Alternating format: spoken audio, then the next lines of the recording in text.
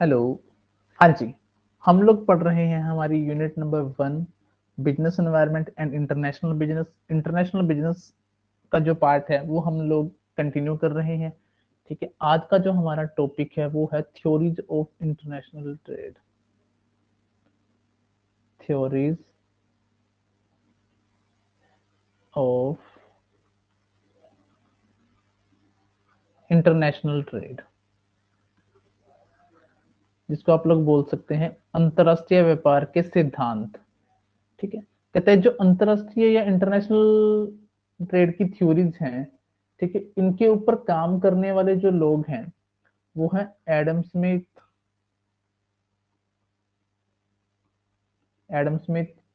And David Ricardo.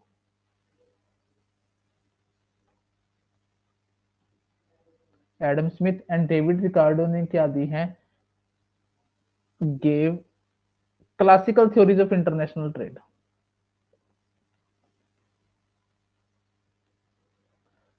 Classical theories of international trade यानी कि हमारे अंतरराष्ट्रीय व्यापार या इंटरनेशनल ट्रेड की जो क्लासिकल थ्योरीज हैं उनको देने का श्रेय किसको जाता है, वो जाता है हमारा एडम स्मिथ और डेविड रिकार्डो को जाता है। कहता है कि डेविड रिकार्डो और एडम स्मिथ ने कौन सी थ्योरीज दी हैं, क्लासिकल थ्योरीज दी हैं। क्लासिकल का मतलब क्या है कि जो हमारी जैसे लगा ले प्राचीन पुराने समय की।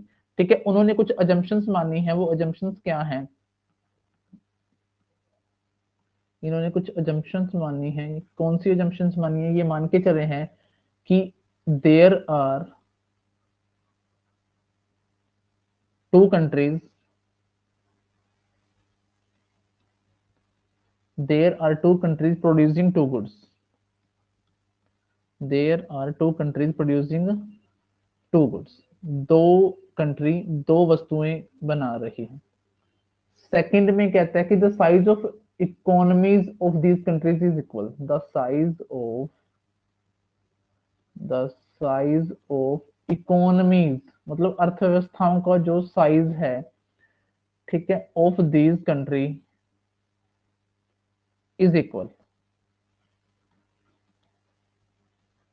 भी जो इनकी अर्थव्यवस्थाओं का साइज है वो क्या है, बराबर है। जो दो कंट्री दो वस्तुएं बना रही हैं उनकी अर्थव्यवस्थाओं का साइज भी क्या है, बराबर है।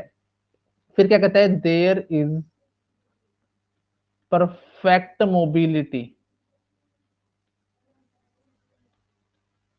Perfect mobility of factors of production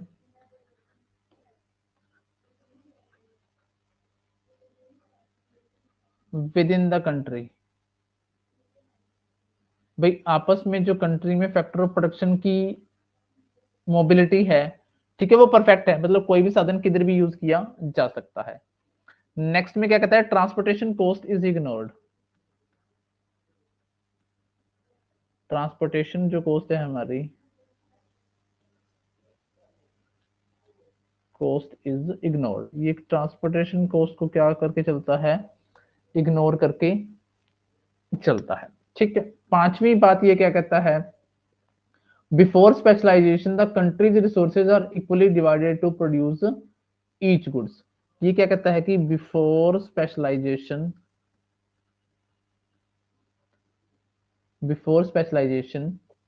countries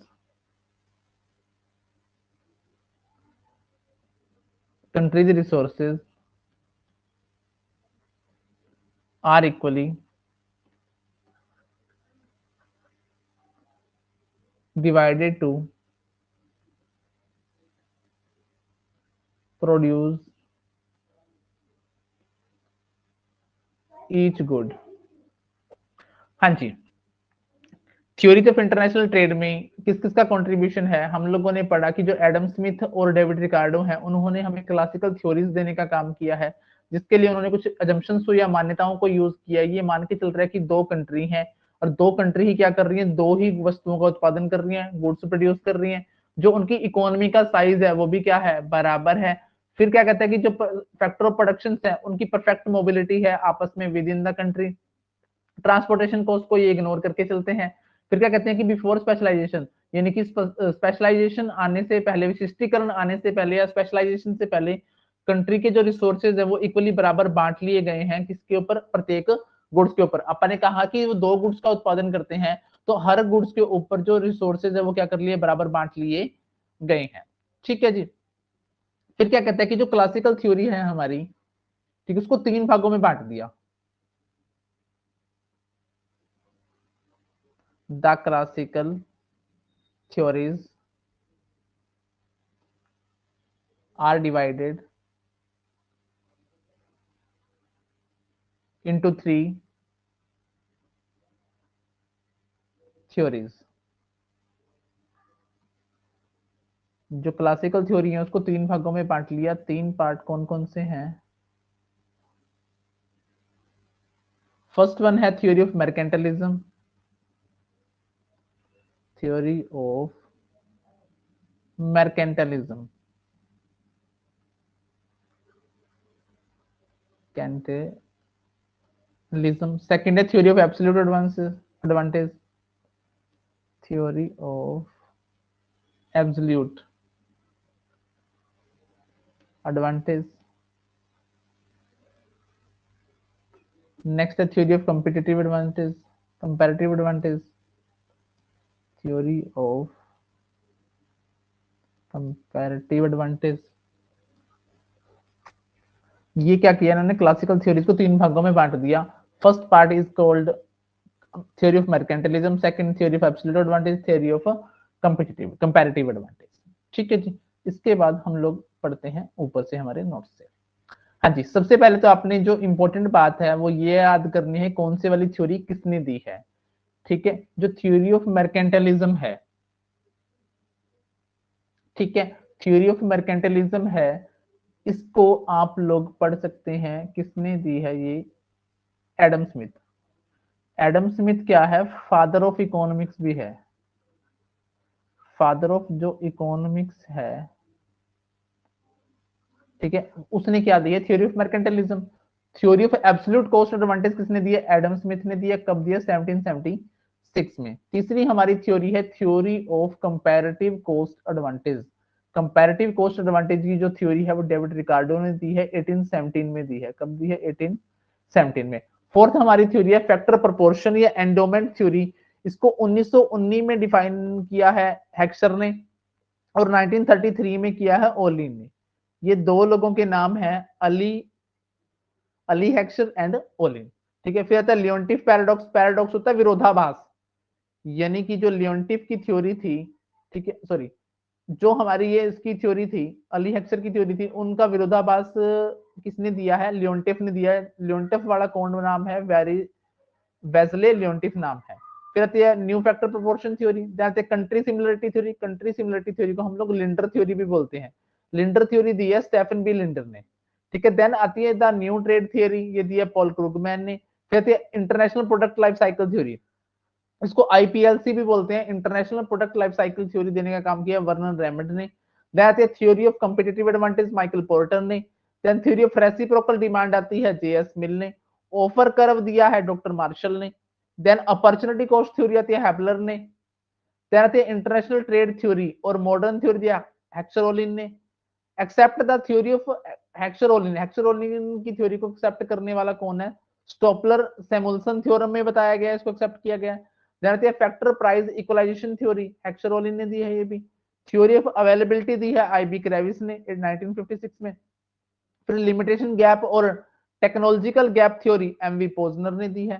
ठीक है, इन्होंने एक पेपर लिखा था, पेपर का नाम था technological changes and international trade. सबसे पहला काम तो आपको यही करना है कि इसमें कौन सी थ्योरी किसने दी है। सम टाइम बहुत बार मैच द फॉलोइंग में क्वेश्चन पूछ लिया जाता है कि कौन सी थ्योरी किसने दी है। Theory of mercantilism Adam Smith, absolute cost advantage Adam Smith, comparative cost advantage Ricardo, factor proportion या endowment Heckscher Ohlin, Leontief paradox Wassily Leontief, country similarity या फिर Linder theory Staffan B Linder, the new trade theory Paul Krugman, international product life cycle theory Vernon Raymond, theory of competitive advantage Michael Porter, theory of reciprocal demand JS Mill, offer curve doctor Marshall, opportunity cost theory Haberler, international trade theory और modern theory Heckscher Ohlin, except the theory of Heckscher Ohlin Stolper Samuelson theory theorem, factor price equalisation theory Heckscher Ohlin, theory of availability IB Kravis in 1956, limitation gap और technological gap theory MV Posner. इन्होंने एक paper लिखा था technical changes and international trade. ये है हमारी theory के नाम और उनके प्रपाउंडर। चलिए जी अब हम स्टार्ट करते हैं। सबसे पहले पढ़ेंगे थ्योरी ऑफ मर्केंटलिज्म। ठीक है, मर्केंटलिज्म थ्योरी है जो, ये कब स्टार्ट हुई थी? Mercantilism stretched over nearly 300 year ending in the last quarter of the 18th century, यानी कि 18वीं शताब्दी के अंतिम जो 300 वर्ष थे तब जाकर पैदा हुई थी mercantilism theory. The theory of mercantilism attributes and measure the wealth in the terms of the gold by encouraging export and discouraging import. ये थ्योरी क्या कहती है कि जो थ्योरी ऑफ मर्केंटलिज्म है ये अपनी वेल्थ को किस में मेजर करती है? गोल्ड में मेजर करती है, और ये एक्सपोर्ट को बढ़ाने और जो इंपोर्ट है उसको घटाने पर बल देती है। इसका जो एम है वो ट्रेड सरप्लस कैसे क्रिएट करना है? ट्रेड सरप्लस क्रिएट करना है एक्सपोर्ट बढ़ाकर और इंपोर्ट कम करके। एक्सपेंशन ऑफ कोलोनाइजेशन, कोलोनाइजेशन का मतलब क्या है कि foreign control over target territory, यानी कि जो टारगेट टेरिटरीज हैं, क्षेत्र हैं, अगर उनके ऊपर जो फॉरेन कंट्रोल होता है उसको बोलते हैं कोलोनाइजेशन। ठीक है, based on the ideology of the nationalism. ठीक है, ये क्या कहती है कि जो थ्योरी ऑफ मर्केंटलिज्म है ये क्या कहती है कि जो हमारी वेल्थ है उसको गोल्ड में मेजर करने का काम करती है, और ये जो थ्योरी है एक्सपोर्ट को बढ़ाकर और इंपोर्ट को कम करके ट्रेड सरप्लस लेने का काम करती है। ठीक है, और ये थ्योरी क्या कहती है कि कोलोनाइजेशन, एक्सपेंशन ऑफ कोलोनाइजेशन, यानी कि जो फॉरेन कंट्रोल है टारगेट टेरिटरी वो बढ़ता चला जाए, हमारे एक्सपोर्ट बढ़ जाए, इंपोर्ट कम हो जाए, हमारी वेल्थ को हम गोल्ड के रूप में मेजर करेंगे। ठीक है, और अब एक चीज सोच के देखिए, अगर सारी की सारी कंट्री ही क्या करेंगी? एक्सपोर्ट करेंगी, तो देन इंपोर्ट कौन करेगा? यही चीज इसके लिए क्या बन जाती है? ड्रॉबैक बन जाती है, जिसको आप क्या बोलते हो? डिसएडवांटेज बोलते हो। If all country follow this rule then who will export import, तो इंपोर्ट कौन करेगा? तो सिंपल सी बात है कि जो थ्योरी ऑफ मर्केंटलिज्म है ये बात करती है वेल्थ को मेजर करने की, बात करती है गोल्ड के रूप में, एक्सपोर्ट को बढ़ाने और इंपोर्ट को घटाने के माध्यम से क्या करने का प्रयास करती है? ट्रेड सरप्लस प्राप्त करने का प्रयास करती है। ठीक है जी, नेक्स्ट थ्योरी आती है theory of absolute cost advantage. Absolute cost advantage सबसे पहले तो आपने याद रखना है इसको। Who gave this theory? आप कहेंगे जी एडम स्मिथ। ठीक है, कब दी? आप कहेंगे जी 1776। ठीक है, इसके बारे में कहा एक्सप्लेनेशन दिया? अपनी किताब में। उस किताब का नाम क्या है जी? An inquiry into the nature and causes of wealth of nation. जो theory of absolute cost advantage है वो एडम स्मिथ ने दी। कब दी? 1776 में, 1776 में। इसके बारे में उसने अपनी किताब में वर्णन किया। किताब में क्या कहता है? किताब का नाम क्या है? An inquiry into the nature and causes of wealth of nation. इसमें एक्सप्लेनेशन दिया गया। अब ये थ्योरी क्या कहती है? ये थ्योरी दो कंट्रीज की कंपैरिजन करती है। दो कंट्रीज की क्या करती है? कंपैरिजन करती है। उसमें ये देखती है कि भी हम लोग दूसरी कंट्री की कंपैरिजन में एफिशिएंट हैं या नहीं है।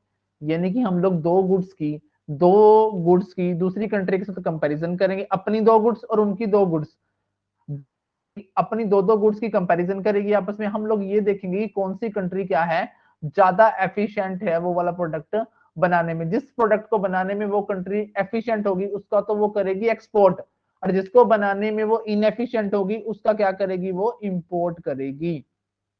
कहने का मतलब क्या है? दो कंट्री दो गुड्स की आपस में कंपैरिजन करते हैं। जिस प्रोडक्ट को बनाने में जो कंट्री ज्यादा एफिशिएंट होगी उसका तो वो करेगी एक्सपोर्ट, और जिसको बनाने में वो इनएफिशिएंट होगी उसका वो क्या करेगी? इंपोर्ट करेगी। ये वाली थ्योरी ये कहती है। कहता है कि the theory of absolute cost advantage, Adam Smith propounded a theory of international trade in 1776 as the theory of absolute advantage in his seminal book An Inquiry into the Nature and Causes of Wealth of a Nation। कहता है absolute advantage refers to the ability of a country to produce a goods more efficiently and cost effectively than another country. ये क्या कहता है कि absolute advantage का मतलब क्या है? एडवांटेज का मतलब होता है फायदा।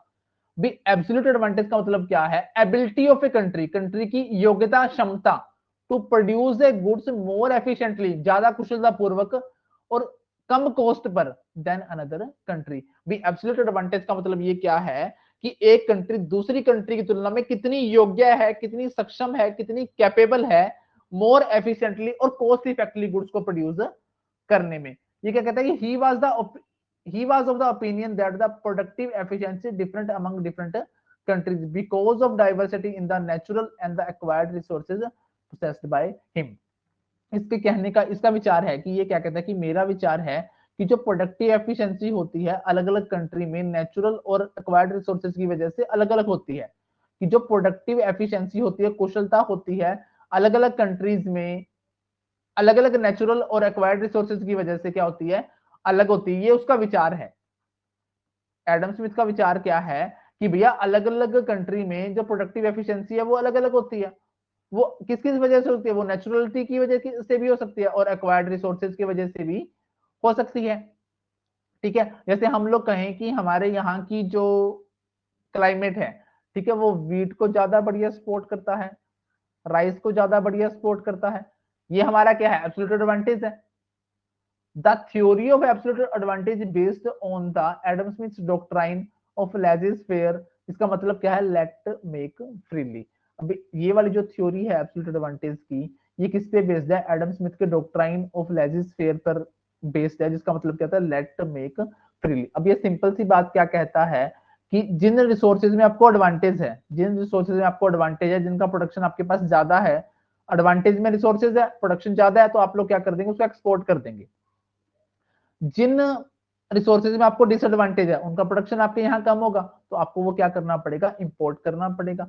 भी सिंपल सी बात है, जिन चीजों के प्रोडक्शन में आपको एडवांटेज है, ठीक है, आपको फायदा है, उस रिसोर्सेज से बनने वाले प्रोडक्ट का आप कर दोगे एक्सपोर्ट। आप क्या कर दोगे, एक्सपोर्ट। जिन रिसोर्सेज में आपको डिसएडवांटेज है प्रोडक्ट बनाने में, ठीक है, उनको आप लोग क्या करोगे, दूसरी कंट्री से क्या करोगे, इंपोर्ट करोगे। नेक्स्ट आती है थ्योरी ऑफ कंपैरेटिव एडवांटेज। ठीक है, अब ध्यान से सुनना मेरी बात। मैंने कहा कि जो theory of absolute cost advantage है, इसमें दो अलग अलग कंट्री अपनी दो दो गुड्स की कंपैरिजन करती हैं। दो कंट्री अपनी अलग अलग दो गुड्स की क्या करती हैं, कंपैरिजन करती हैं। किस थ्योरी में, एब्सोल्यूट कॉस्ट एडवांटेज में। परंतु थ्योरी ऑफ कंपैरेटिव एडवांटेज में हम लोग क्या करेंगे, अब एक ही कंट्री होगी, एक कंट्री होगी, अपनी दो गुड्स मान लो ए और बी है, इनकी आपस में कंपैरिजन करेगी। इनकी क्या करेगी, आपस में कंपैरिजन करेगी। जिसमें डिसएडवांटेज कम होगा, मान लो एक तरफ है इंडिया, एक तरफ है Bangladesh,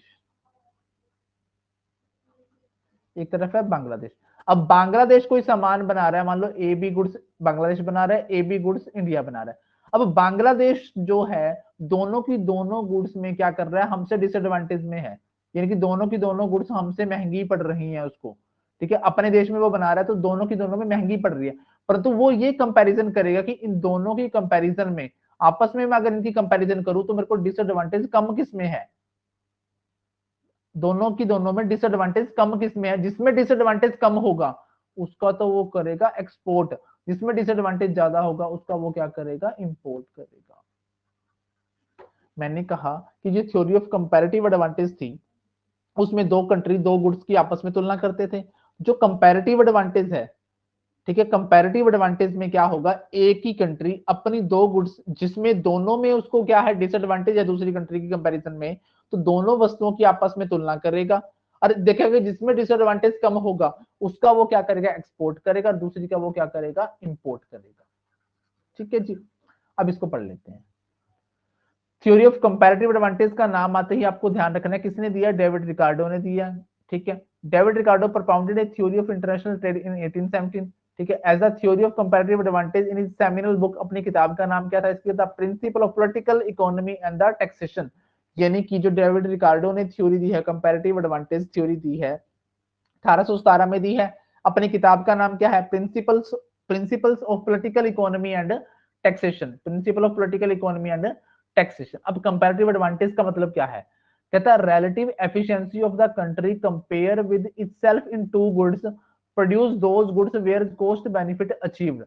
thus the country may be at an absolute disadvantage both the goods but absolute disadvantage is lower in one good than another। भी कहने का मतलब क्या है कि आप पहले क्या कर रहे थे, दो गुड्स की, दो कंपनीज के साथ क्या कर रहे थे, दो कंट्री आपस में दो दो गुड्स की क्या कर रही थी, कंपैरिजन कर रही थी।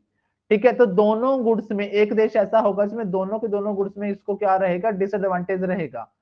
अब डिसएडवांटेज रहेगा तो दोनों, अब इन दोनों गुड्स की वो आपस में कंपैरिजन करेगा। आपस में कंपैरिजन ये करके देखेगा कि किस गुड्स में उसको डिसएडवांटेज क्या है, कम है। जिसमें डिसएडवांटेज कम होगा उसका तो वो करेगा एक्सपोर्ट, दूसरी का वो क्या करेगा, इंपोर्ट करेगा। यही ये बोल रहा है। Relative efficiency of the countries compare with itself in two goods, दो गुड्सों की तुलना करेगा। प्रोड्यूस दोज गुड्स, उन वस्तुओं का उत्पादन करेगा जिसमें कॉस्ट बेनिफिट प्राप्त होगा। Thus the country may be an absolute disadvantage, company को क्या है, कंट्री को क्या है, एब्सोल्यूट डिसएडवांटेज है दोनों वस्तुओं की कंपेयर, दोनों वस्तुएं, परंतु एब्सोल्यूट डिसएडवांटेज जिसमें कम होगा वो उसका क्या करेगा, एक्सपोर्ट करेगा। तो therefore a country should specialize in the production and export of the commodity in which absolute disadvantage is less than that of the another goods। ये क्या कहता है कि जो इस प्रकार क्या करना चाहिए, कंट्री को क्या करना चाहिए, स्पेशलाइज्ड इन द प्रोडक्शन, उसमें स्पेशलाइजेशन लेनी चाहिए, ठीक है, और उस गुड्स का एक्सपोर्ट कर लेना चाहिए जिसमें डिसएडवांटेज क्या है, कम है कंपेयर टू दूसरी गुड्स। इसमें क्या कहता है, concept of opportunity cost is used in the theory of comparative advantage and this theory is based on the principle of the complete specialization.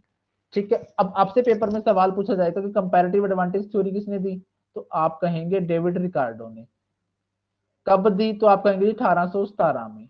ठीक है, अब 1817 में ये थ्योरी दे दी। ये क्या कहता है कि दो गुड्स जिसमें इसको डिसएडवांटेज है, दोनों की आपस में तुलना करेगा, जिसमें डिसएडवांटेज कम होगा उसका वो एक्सपोर्ट करेगा, उसी में वो अपनी स्पेशलाइजेशन प्राप्त करेगा। स्पेशलाइजेशन प्राप्त करके उसका क्या करेगा, एक्सपोर्ट करेगा, जिसमें उसको कॉस्ट डिसएडवांटेज कम पड़ रहा होगा। ये वाली जो थ्योरी है प्रिंसिपल ऑफ कंप्लीट स्पेशलाइजेशन पर क्या है, बेस्ड है। ठीक है, अब ये कंपैरेटिव थ्योरी करके दिखा रहे हैं। अब इंडिया है, यूएस है, लेबर कॉस्ट पर डे, ठीक है, लेबर कॉस्ट पर डे पड़ रही है इंडिया में कार पर 30, ट्रक पर 6, यूएसए में 35 और ये 21। ठीक है, अब यूएसए की एफिशिएंसी चेक करें तो यहाँ पे प्रोडक्शन आप लोग कह सकते हो कि कार का 30 कारें बना रहा है इंडिया और 6 ट्रक बना रहा है, यूएसए 35 कारें बना रहा है और 21 ट्रक बना रहा है। ठीक है, तो जो एडवांटेज है यूएसए को वो 1.17 टाइम है यूएसए को, और इसमें 3.5 टाइम है। यानी कि यूएसए को दोनों गुड्स में क्या है, हमारे ऊपर एडवांटेज है। यूएसए को दोनों गुड्स में हमारे ऊपर क्या है, एडवांटेज है, कार बनाए चाहे ट्रक बनाए। अब इंडिया की एफिशिएंसी, इंडिया को डिसएडवांटेज है। अब अपने को जो डिसएडवांटेज है, कार में जो डिसएडवांटेज है 0.86, और जो आपका ये ट्रक है, ट्रक में डिसएडवांटेज है 0.29। अब जिसमें डिसएडवांटेज कम होगा, मान लो इसमें डिसएडवांटेज हमारा क्या है, कम है। ठीक है, तो हम लोग क्या करेंगे, ज्यादा प्रोडक्शन एफिशिएंसी इसमें हासिल करेंगे, स्पेशलाइजेशन लेकर इसका क्या करेंगे, एक्सपोर्ट करेंगे। ठीक है, अब यहां पर एब्सोल्यूट कॉस्ट एडवांटेज की बात कर रहे हैं एडम स्मिथ वाले की। ठीक है, एडम स्मिथ वाले की क्या बात कर रहा है कि इंडिया को 10 बना रहा है कारें, ट्रक 5 बना, टोटल 15 बना रहे हैं। ठीक है, यूएसए को इनएफिशिएंसी है किसमें, कारों में, ट्रकों में एफिशिएंसी है, तो भारत क्या करेगा, जिसको कारों में एफिशिएंसी है वो कारें बना लेगा ज्यादा, और जिसको ट्रक में एफिशिएंसी है वो क्या बना लेगा, ट्रक बना लेगा। ठीक है जी, नेक्स्ट आते हैं हमारी फैक्टर प्रोपोर्शन थ्योरी या फिर फैक्टर एंडोमेंट थ्योरी। ठीक है, सबसे पहले याद रखना है कि इसको अली हेक्सर ने प्रपाउंड किया था 1919 में, और बर्टिक ओलिन ने 1933 में, इसलिए इसको हेक्सर ओलिन थ्योरी बोला जाता है। यहां से इसका हेक्सर उठा लिया और इसका ओलिन उठा लिया, तो इसको बोला जाता है Heckscher Olin theory, Heckscher Olin theory. ठीक है, अब ये फैक्टर प्रोपोर्शन या फैक्टर एंडोमेंट थ्योरी क्या कहती है, ये थ्योरी कहती है सिंपल सी, देखो जो रिसोर्सेज कहता है आपके पास ज्यादा है, जो रिसोर्सेज आपके पास ज्यादा है उससे बनने वाला जो सामान है, प्रोडक्शन है, उसका तो कर दो एक्सपोर्ट। भाई जिस चीज में रिसोर्सेज आपके पास अबंडेंट हैं, अबंडेंट का मतलब होता है प्रचुर, प्रचुर को मैं लिखूं ज्यादा, भी जो रिसोर्सेज आपके पास ज्यादा मात्रा में है उससे बनने वाले सामान का तो कर दो एक्सपोर्ट। जो रिसोर्सेज आपके पास स्केयर हैं, स्केयर का मतलब है कि कम मात्रा में है, उससे बनने वाले उत्पाद का आप क्या कर लो, इंपोर्ट कर लो। ये आपकी फैक्टर प्रोपोर्शन या फिर फैक्टर एंडोमेंट थ्योरी कहती है। तो फैक्टर एंडोमेंट थ्योरी या फैक्टर प्रोपोर्शन थ्योरी देने वाले अंकल का नाम है अली हेक्सर 1999 में, 1919 और बर्टी कॉलिन ने 1933 में। अकॉर्डिंग टू दिस थ्योरी, इस थ्योरी के मुताबिक a nation will export the commodity whose production require intensive use of the nation's relatively abundant and cheap factor and import the commodity whose production require intensive use of the nation's scarce and expensive factor। ये theory क्या कहती है कि जो हमारा nation है, राष्ट्र है, एक्सपोर्ट करेगा उन कमोडिटीज को एक्सपोर्ट करेगा जिसका प्रोडक्शन में जरूरत है, किसकी इंटेंसिव होता है, गहन। ठीक है, Ali Heckscher and Bertie Colin क्या कहते हैं कि इस थ्योरी के मुताबिक जो एक राष्ट्र है वो क्या करेगा, एक्सपोर्ट करेगा उन कमोडिटी का जिसके प्रोडक्शन में जरूरत है, इंटेंसिव का मतलब होता है गहन, यूज करना नेशन के रिलेटिवली अबंडेंट होते हैं प्रचुर मात्रा में, और चीप फैक्टर, जो रिसोर्सेज आपके पास चीपली और ज्यादा मात्रा में अवेलेबल हैं उससे बनने वाले प्रोडक्शन को भैया आप लोग कर देंगे एक्सपोर्ट, और जो रिसोर्सेज आपके पास स्केयर हैं और एक्सपेंसिव हैं उससे बनने वाले प्रोडक्ट को आप क्या करोगे, इंपोर्ट करोगे। तो 10 से कंट्री कहते हैं इस प्रकार एक country abundance of cheap labour, जिसके पास चीप लेबर ज्यादा है, वो लेबर से बनने वाली चीजों को क्या करेगी, एक्सपोर्ट करेगी। लेबर इंटेंसिव प्रोडक्ट होंगे उनका एक्सपोर्ट करेगी। और जो कंट्री कैपिटल इंटेंसिव है, जिसके पास कैपिटल गुड्स, कैपिटल इंटेंसिव चीजें हैं, ठीक है, उसका वो क्या करेगी, एक्सपोर्ट करेगी। तो यहां पर हम लोग कह सकते हैं कि एक ऐसी कंट्री जिसके पास लेबर इंटेंसिव प्रोडक्ट है, मतलब लेबर ज्यादा है, तो वो लेबर से बनने वाली चीजों को एक्सपोर्ट करेगी और इंपोर्ट करेगी कैपिटल इंटेंसिव गुड्स का।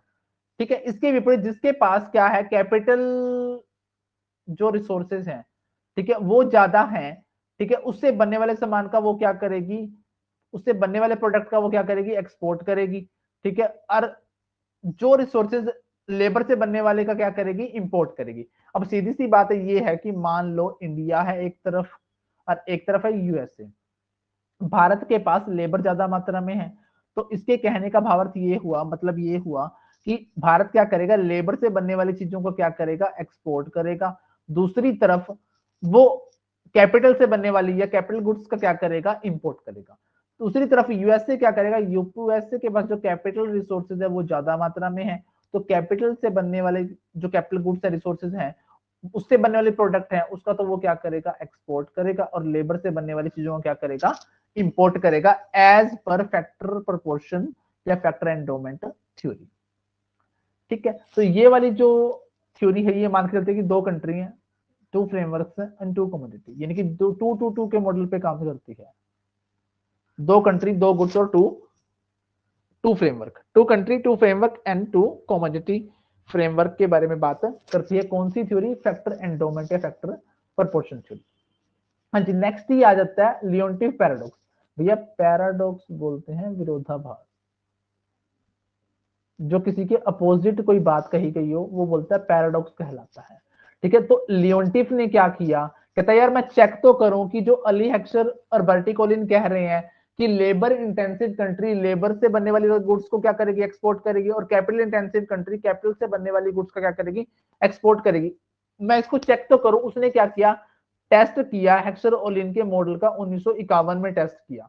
तो Wesley Leontief carried out an empirical test of the Hekscher-Ohlin model in 1951 to find out whether or not the US, which has abundant capital resources, export capital intensive goods और import labor intensive goods। ये क्या कहता है कि जो जैसा कि Ali Heckscher और बर्टी कॉलिन ने बताया है कि जो कैपिटल इंटेंसिव कंट्री है वो कैपिटल गुड्स का क्या करेगी, कैपिटल से बनने वाले गुड्स का एक्सपोर्ट करेगी, और लेबर से बनने वाले गुड्स का क्या करेगी, इंपोर्ट करेगी। तो कहता है कि मेरे को पता है कि चल जो यूएसए है वो कैपिटल गुड्स में अबंडेंट है, जो रिसोर्सेज हैं कैपिटल रिसोर्सेज है वो अबंडेंट है, ज्यादा मात्रा में है अमेरिका के पास, तो अमेरिका को कैपिटल रिसोर्सेज से बनने वाली गुड्स का क्या करना चाहिए, एक्सपोर्ट करना चाहिए, और लेबर से बनने वाली गुड्स का क्या करना चाहिए, इंपोर्ट करना चाहिए। इसके ऊपर उसने एक टेस्ट कंडक्ट कर लिया, तो उसने पाया क्या पाया कि भैया जो अमेरिका है या यूएसए है वो क्या कर रहा है, वो लेबर जो रिसोर्सेज है उससे बनने वाली चीजों को तो क्या कर रहा है, एक्सपोर्ट कर रहा है, और कैपिटल जो रिसोर्सेज से बनने वाली चीजों को क्या कर रहा है, इंपोर्ट कर रहा है। उसका उल्टा पाया गया, जैसा कि उन्होंने सुझाव बताया था हेक्सर ओलिन बर्टी का हेक्सर ओलिन ने बताया था, हेक्सर और ओलिन ने बताया था कि भैया यूएसए क्या करेगा, कैपिटल इंटेंसिव गुड्स का एक्सपोर्ट करेगा और लेबर से बनने वाली चीजों का क्या करेगा, इंपोर्ट करेगा। परंतु वास्तव में उसने क्या पाया, लियोनटिफ ने क्या पाया कि जो यूएसए है वो एक्सपोर्ट कर रहा है लेबर इंटेंसिव प्रोडक्ट का और इंपोर्ट कर रहा है कैपिटल इंटेंसिव प्रोडक्ट का। इसीलिए इसको क्या कहा जाता है, लियोनटिफ का पैराडॉक्स या फिर विरोधाभास कहा जाता है, जिस पर उसने टेस्ट कंडक्ट किया था 1951 में। हाँ जी। नेक्स्ट आता है new factor proportion theory. New factor proportion theory, अभी आपने एक फैक्टर प्रोपोर्शन थ्योरी पढ़ी थी, अली हेक्सर और बर्टिकोलिन वाली, ठीक है। इसको आपने फैक्टर एंडोमेंट का नाम भी दे रखा है, ठीक है। तो ये क्या कहते थे कि जो रिसोर्सेज आपके पास अबंडेंट है, ठीक है, अबंडेंट का मतलब है कि जो रिसोर्सेज ज्यादा हैं उससे बनने वाले प्रोडक्ट का भैया आप क्या कर दो, एक्सपोर्ट कर दो। बर्टिकोलिन ने बताया कि जो रिसोर्सेज आपके पास ज्यादा मात्रा में, अबंडेंट मात्रा में अवेलेबल हैं, उससे बनने वाले प्रोडक्ट का क्या कर दो, एक्सपोर्ट कर दो। परंतु जो न्यू फैक्टर प्रोपोर्शन थ्योरी कहती है कि भैया सिर्फ ज्यादा मात्रा में होना ही काफी नहीं होता, अबंडेंट हो कोई चीज इज नॉट गुड एनफ, उसकी क्वालिटी भी अच्छी होनी चाहिए। कहता है it is not only the abundance of a particular factor but also the quality of that factor of production that influence the pattern of international trade. ये क्या कहता है कि सिर्फ अबंडेंस या ज्यादा मात्रा में ही वो पर्टिकुलर फैक्टर होना काफी नहीं होता, परंतु उसकी क्वालिटी है जो फैक्टर ऑफ प्रोडक्शन की, वो भी प्रभावित करती है पैटर्न ऑफ इंटरनेशनल ट्रेड को। यानी कि इंटरनेशनल ट्रेड का जो पैटर्न है उस समय क्या करें, रिसोर्सेज का सिर्फ अबंडेंस होना काफी नहीं है, उसकी क्वालिटी भी अच्छी होनी चाहिए, वो भी उसको इम्पैक्ट करती है। तो इसने जो उस मॉडल था 2x2 मॉडल इंटू 2 था, उसमें एक नई चीज जोड़ दी कि दो कंट्री दो गुड्स तो ठीक है, परंतु 2+1 जो क्वालिटी है वो भी होनी चाहिए, ठीक है। अब factor into capital into labour plus quality भी इसने क्या कर दी, जोड़ दी। भी फैक्टर तो होंगे ही होंगे, कैपिटल और लेबर भी होगी, तो क्वालिटी भी होनी चाहिए। अब क्वालिटी किस रूप में हो सकती है, ह्यूमन कैपिटल हो सकती है, which is result of better education and trading skill intensive. अगर आपने अपनी जो ह्यूमन कैपिटल है उसको बढ़िया तरीके से ट्रेनिंग दे रखी है, एजुकेशन करा रखी है, स्किल अच्छी है, तो वो आपकी क्वालिटी को बेहतर बनाएंगे। अब इकोनॉमीज ऑफ स्केल, अब आपकी इकोनॉमीज ऑफ स्केल क्या करती है, एक्सप्लेन करती है कि आउटपुट बढ़ रही है तो आपकी कॉस्ट डिक्रीज हो जाएगी। बढ़िया क्वालिटी का प्रोडक्शन दे रहे होगे तभी आपका प्रोडक्शन ज्यादा हो रहा होगा और मार्केट में बिक रहा होगा और आपको इकोनॉमीज ऑफ स्केल मिल रही होगी। नेक्स्ट है research and development including technological innovation. अगर आप research and development time to time करते रहते हो तब भी आपकी क्वालिटी क्या होगी, बेहतर होगी। अदरवाइज आप मार्केट में क्या कर जाओगे, अपने कंपेटिटर की कंपैरिजन में क्या हो जाओगे, पिछड़ जाओगे। ठीक है जी। नेक्स्ट आती है हमारी कंट्री सिमिलरिटी थ्योरी। ठीक है, कंट्री सिमिलरिटी थ्योरी दी है भैया स्टेफन बी लिंडर ने। ठीक है, ये क्या कहता है कि जितना दो कंट्रीज का डिमांड पैटर्न सेम होगा, डिमांड पैटर्न क्या होगा, सेम होगा, उतना इंटरनेशनल ट्रेड ज्यादा होगा। कहता है कंट्री सिमिलरिटी थ्योरी है जो, in the words of Linder, the more similar the demand structure of two countries the more intensive या potentially is the trade between these two countries. जितना दो कंट्री का डिमांड पैटर्न क्या होगा, जो demand pattern है, डिमांड स्ट्रक्चर है दो कंट्रीज का, ठीक है, वो सेम होगा, उतना इंटरनेशनल ट्रेड क्या होगा, ज्यादा होगा। आप लोग कह सकते हो कि जो नेपाल और जो भारत है, मतलब हमारा इंडिया है, ये दोनों हिंदू राष्ट्र हैं।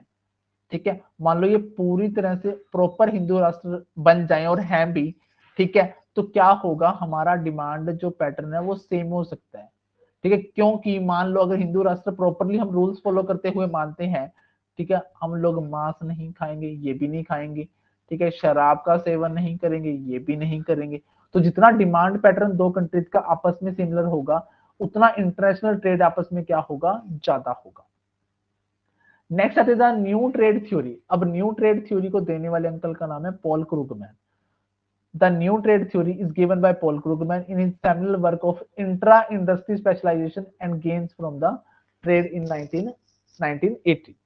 ठीक है, ये क्या कहता है कि जो न्यू ट्रेड थ्योरी है वो पॉल क्रूगमैन ने दी है, अपने एक सेमिनल वर्क कहा था, उसका सेमिनल वर्क क्या था, उसके वर्क में क्या लिखा था, intra industry specialization and gains from trade.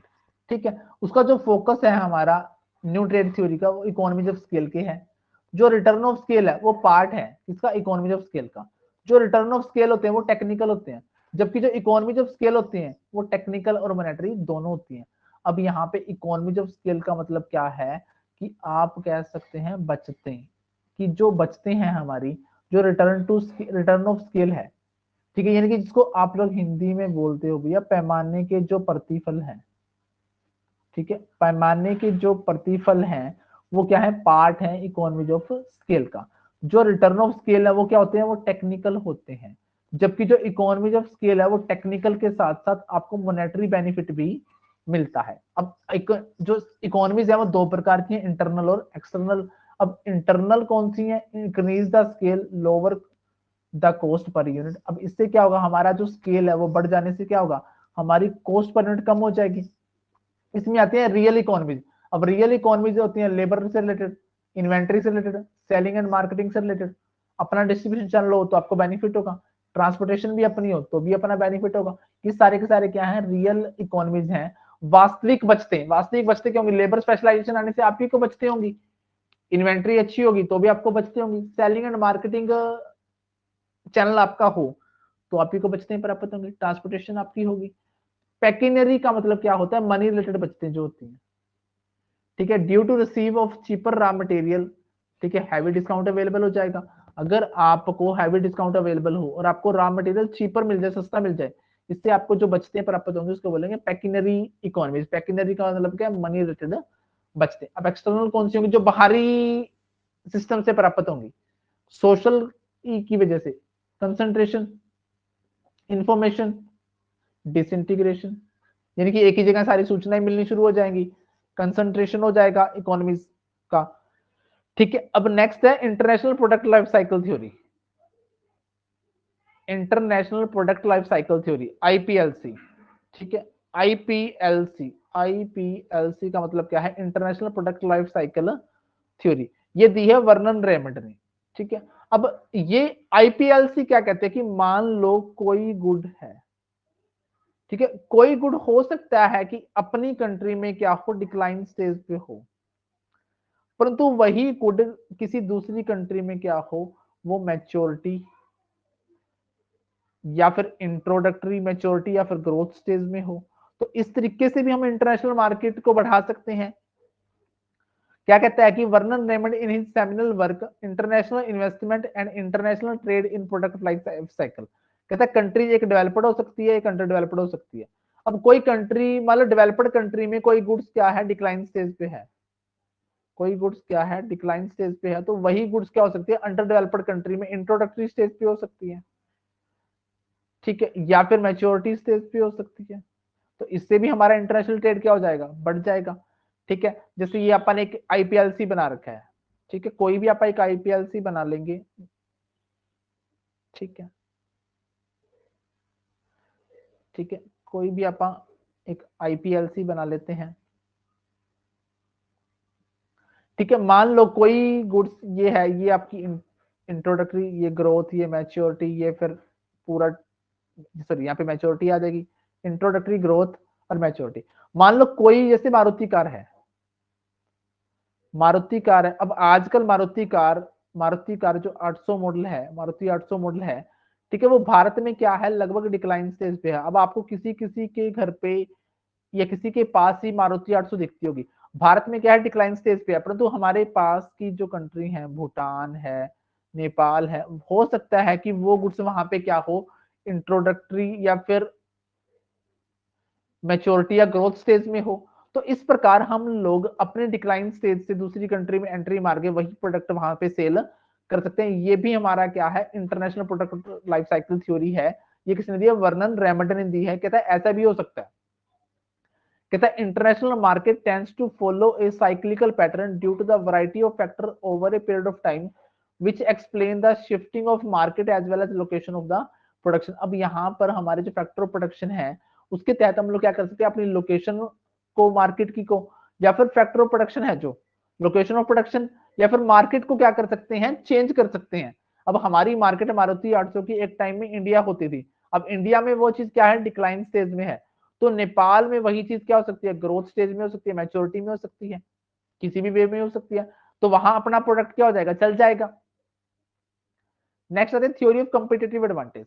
अब थ्योरी ऑफ जो कॉम्पिटिटिव एडवांटेज है, इसको देने वाले अंकल का नाम है Michael porter. Michael porter propounded the competitive advantage of Nations, ठीक है, या फिर नेशनल कॉम्पिटिटिव एडवांटेज थ्योरी भी बोलते हैं इसको डायमंड मॉडल भी बोलते हैं, ठीक है। ये क्या कहता है कि हर कंट्री का दूसरी कंट्री की कंपैरिजन में कॉम्पिटिटिव एडवांटेज हो सकता है, ठीक है। कॉम्पिटिटिव क्या हो सकता है, एडवांटेज हो सकता है, ठीक है। कॉम्पिटिटिव एडवांटेज का मतलब क्या है कि हर कंट्री दूसरी कंट्री की तुलना में कुछ ना कुछ नेचुरली क्या हो सकता है, एडवांटेज हो सकता है। जैसे क्या कहता है कि जो फैक्टर कंडीशन है वो अपनी बेटर हो सकती है कंपेयर टू अदर कंट्री, ठीक है। डिमांड कंडीशन अच्छी हो सकती है, रिलेटेड एंड स्पोर्टिंग इंडस्ट्रीज हमारे यहाँ अच्छी अवेलेबल है, तो हमें कंपेटिटिव एडवांटेज है दूसरी कंट्री कंपैरिजन में। Firm strategy structure and rivalry, अभी जो हमारे यहाँ पर राइवलरी कम है, ठीक है, हमारी स्ट्रेटजी बड़ी है, ये भी हमारा हर तरह का क्या है, गवर्नमेंट पॉलिसी हमारे फेवर में हो सकती है। तो ये हमें दूसरी कंट्री की कंपैरिजन में हमारा क्या है, कॉम्पिटिटिव एडवांटेज है, यानी कि दूसरा कंपिटिटर के कंपैरिजन में हमें क्या है, एडवांटेज है। तो थ्योरी ऑफ कॉम्पिटिटिव एडवांटेज किसने दी है, माइकल पोर्टर ने दी है। ये क्या कहता है कि हमें ना किसी तरह से कॉम्पिटिटिव एडवांटेज हो सकता है कंपैरिजन टू अदर कंट्री, ठीक है जी। ये थी हमारी थ्योरीज। एक टर्म आती है gains from trade. The net benefit countries experience as a result of lowering import tariff and otherwise liberalizing trade. कहता है कि जो नेट बेनिफिट है कंट्री एक्सपीरियंस करती है, अनुभव करती है, कैसे करती है, लोअरिंग इंपोर्ट टैरिफ, भी टैरिफ इंपोर्ट के ऊपर जो टैरिफ है उसको लोअर करते हुए, या फिर लिबरलाइज ट्रेड, जो हमारा ट्रेड है उसको आसान बनाते हुए हमें जो बेनिफिट मिलता है वो गेन्स फ्रॉम ट्रेड कहलाता है। कहता है net benefit of countries experience, भी जो नेट बेनिफिट एक्सपीरियंस करती हैं कंट्रीज, ठीक है, किस रूप में एक्सपीरियंस करेंगे, लोअरिंग इंपोर्ट टैरिफ, जो इंपोर्ट टैरिफ है उसको कम करके या फिर अपने व्यापार को आसान बनाकर जो बेनिफिट कंट्रीज प्राप्त करती हैं वो कहता है गेन फ्रॉम ट्रेड कहलाता है। अब ये स्टैटिक गेन कौन सा होता है, कहता है if output and consumption increase as supplement to trade, भाई ट्रेड के साथ साथ अगर आपका आउटपुट और कंजम्पशन भी बढ़े तो वो स्टैटिक गेन्स है। अब डायनेमिक कौन सा होगा, कहता है it is continual process showing in high rate of growth in income over a period of time. अगर लगातार लंबे समय तक आपकी इनकम में ग्रोथ शो हो रही है तो वो डायनेमिक गेन कहलाएगा। अगर आपके ट्रेड के साथ साथ आउटपुट और कंजम्पशन स्टैटिक गेन, अगर कंटिन्यूअल प्रोसेस पर आपकी high rate of growth show हो इनकम में तो वो डायनेमिक गेन।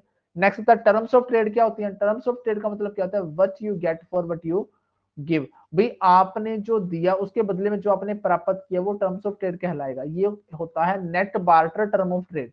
इसको अपन निकाल सकते हैं EPI by IPI, export price index by में इंपोर्ट प्राइस इंडेक्स। जो net barter term of trade है उसको आप लोग निकाल सकते हो एक्सपोर्ट प्राइस इंडेक्स बाय में इंपोर्ट प्राइस इंडेक्स, ठीक है। अब gross barter term of trade क्या होती है, gross barter term of trade ये होते ई क्या हुआ, ई क्या हुआ का मतलब क्या है, एक्सपोर्ट क्वांटिटी इंडेक्स बाय में इंपोर्ट क्वांटिटी इंडेक्स। यानी कि अगर आपने नेट निकालना है तो नेट में यूज होगा प्राइस, अगर आपने ग्रोस निकालना है तो वहां पर यूज होगा क्वांटिटी, ठीक है। ऊपर एक्सपोर्ट आएगा नीचे इंपोर्ट आएगा, नेट वाले में एक्सपोर्ट प्राइस इंडेक्स आएगा, ऊपर बटा में आएगा इंपोर्ट प्राइस इंडेक्स। अगर ग्रोस निकालना है तो एक्सपोर्ट क्वांटिटी इंडेक्स आएगा, ऊपर बटा में आएगा इंपोर्ट क्वांटिटी इंडेक्स।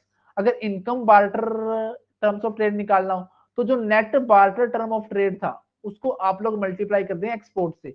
अब जो आपका नेट बार्टर इंडेक्स था वो था ईपीआई बटा आईपीआई इनटू में अगर आप एक्सपोर्ट कर देंगे तो आपका क्या निकल के आएगा, income barter terms of trade निकल कर आ जाएगा, ठीक है। हाँ जी, नेट वाला आपका ईपीआई बाई आईपीआई था, ग्रोस वाला ई क्या हुआ बाई आई क्या हुआ था, ठीक है। इनकम के लिए क्या है, net barter term of trade into export कर देंगे तो ये हमारा टर्म निकल कर आ जाएगी। हाँ जी, कंपेरेटिव एडवांटेज थ्योरी को दोबारा लिखा गया, माइकल पोर्टर ने दी थी, हम लोगों ने पढ़ा है, ठीक है। पोर्टर ने आइडेंटिफाई किया स्ट्रेटजीज बाय रिसर्चिंग, भी उसने फैक्टर देखे हैं, कोस्ट लीडरशिप फैक्टर हो सकता है, डिफरेंशिएशन हो सकता है, ठीक है, फोकस हो सकता है किस चीज के ऊपर, कंपिटिटिव एडवांटेज हमारा कैपेबिलिटीज में हो सकता है, रिसोर्सेज में हो सकता है, रिसोर्सेज कैन बी टेंजिबल और इंटेंजिबल हो सकते हैं, इंटेंजिबल में ह्यूमन स्किल, टेक्नोलॉजी, रेपुटेशन। फिर एक थ्योरी का नाम पड़ा था रेसिप्रोकल डिमांड, ये जीएस मिल ने दी है, इसको सिर्फ मात्र रीड करना है आपने और कुछ नहीं करना, ठीक है। अपॉर्चुनिटी कॉस्ट थ्योरी किसने दी है, हैबलर ने दी है, ये अपन ने पढ़ चुके हैं। ठीक है, restated the comparative cost theory of Ricardo, यानी कि किस पे ऊपर काम किया है इसने, इसने रीस्टेल्ड किया है कंपैरेटिव कॉस्ट थ्योरी जो रिकार्डो की है उसके ऊपर काम किया है, अपॉर्चुनिटी कॉस्ट थ्योरी हैबलर के द्वारा दी गई है। इसने वही 222 मॉडल हो गया, फुल एम्प्लॉयमेंट मान के चलता है, फ्री ट्रेड है, फिक्स फैक्टर ऑफ सप्लाई है, परफेक्ट फैक्टर मोबिलिटी है, परफेक्ट कंपटीशन है। ठीक है, ये मान के चलता है। हाँ जी, नेक्स्ट है फैक्टर प्राइस इक्वलाइजेशन थ्योरी। आपने ध्यान रखनी है, सैमुअल्सन ने दिया 1948 में और लर्नर ने दिया 1953 में। बस इसको रीडिंग मात्र करना है और कुछ भी नहीं करना।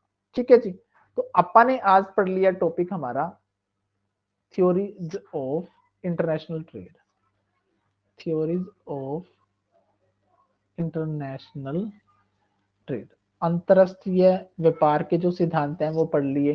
ठीक है, mercantilism theory, competitive advantage theory, comparative cost theory, factor endowment theory, Leontief paradox, new product life cycle theory, international product life cycle theory हो गया, new product new factor theory. ठीक है, Vernon Raymond theory, Linder theory, ये अपन ने क्या कर ली, सारी की सारी पढ़ ली। ठीक है जी, इन सबको आपने अच्छे से पढ़ लेना।